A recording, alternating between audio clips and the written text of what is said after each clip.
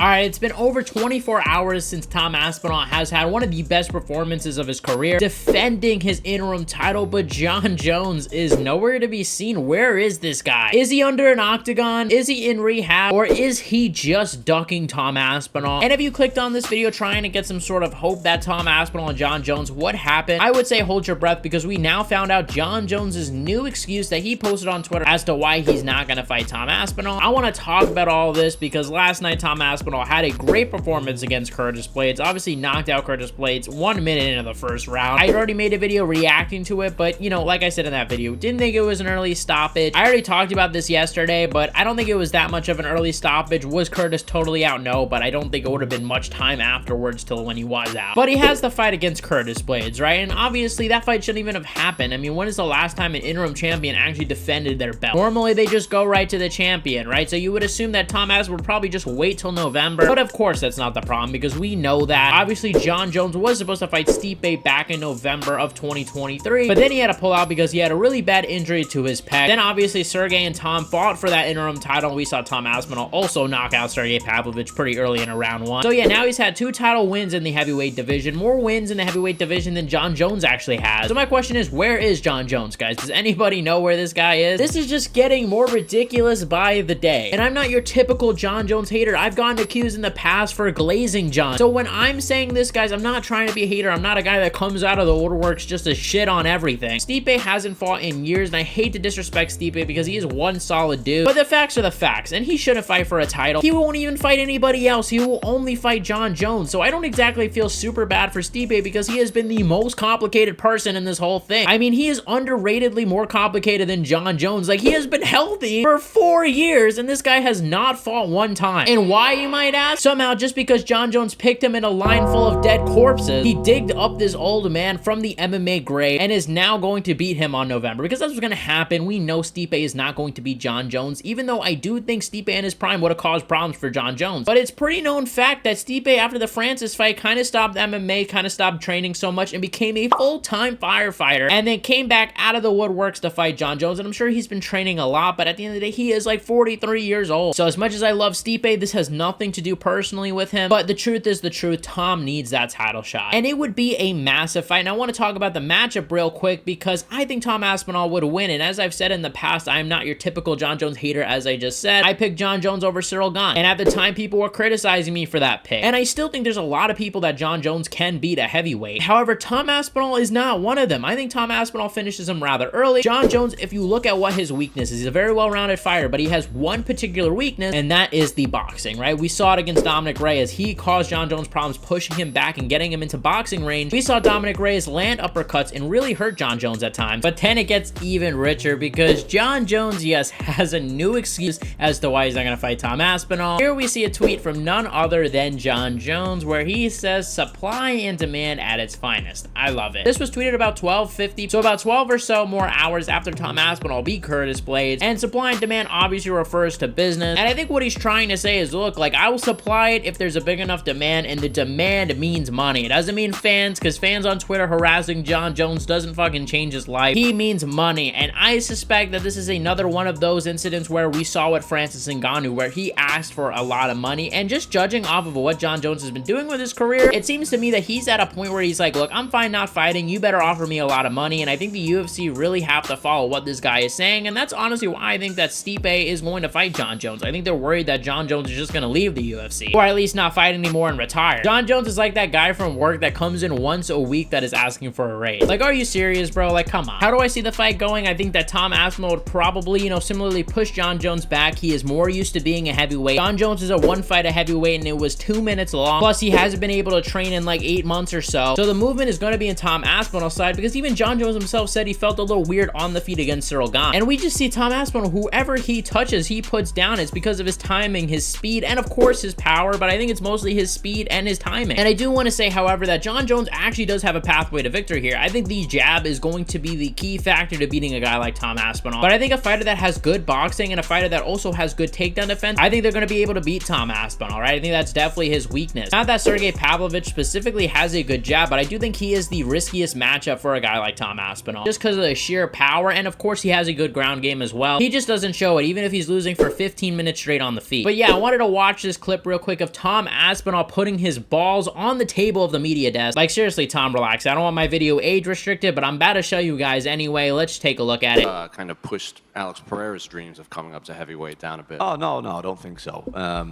But here's a thought for you. I was thinking about this the other day. What about, so they're saying that Stipe and John Jones are going to fight in MSG in November. Why don't we do a tournament? We'll do John, Stipe, me, Alex. Yeah, seems to make sense. And do a 4-man tournament.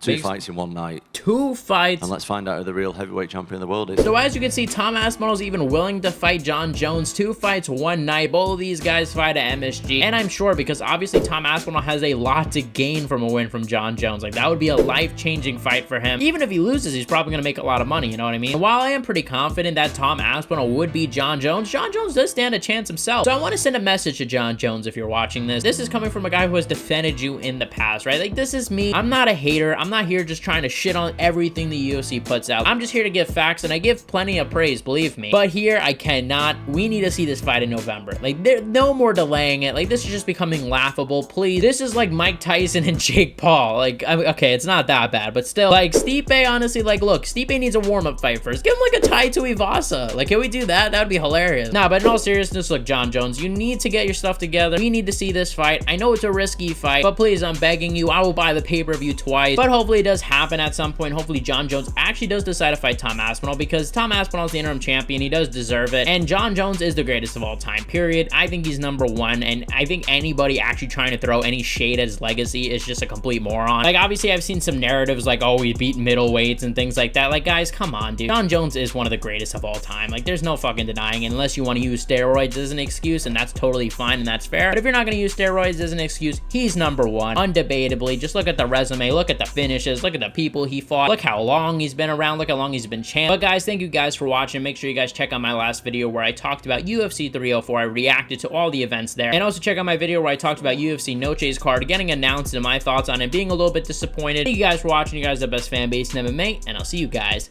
in the next one.